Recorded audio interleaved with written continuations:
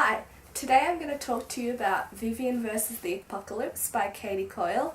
Set in a world not unlike our own, Vivian versus the Apocalypse has a pastor called Beaton Frick who establishes the Church of America with its own Book of Frick.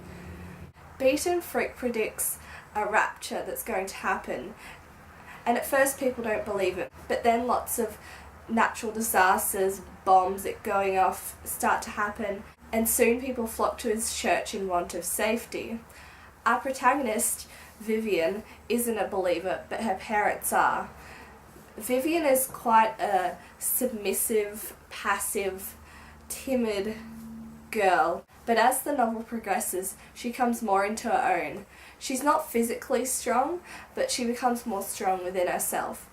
Vivian's best friend, Harp, is perpetually drunk, adventurous, quick-witted, clever, and her and Vivian don't always get along, but deep down they're always there for each other.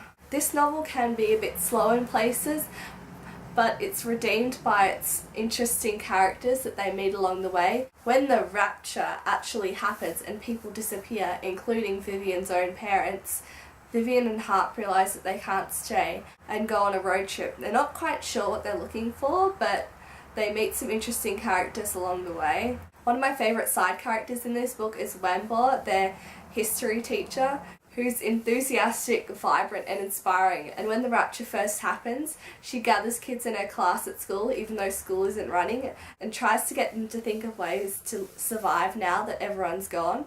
The book does have a love story, but it's not a prominent theme in the book, it's just kind of a thing that happens as well, and it's not overwhelming.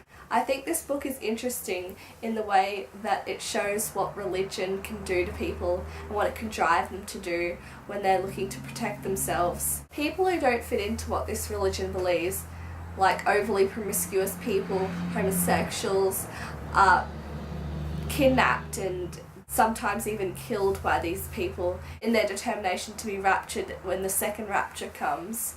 Overall, this is a really fun, apocalyptic young adult fiction read, and I'd highly recommend it. Bye.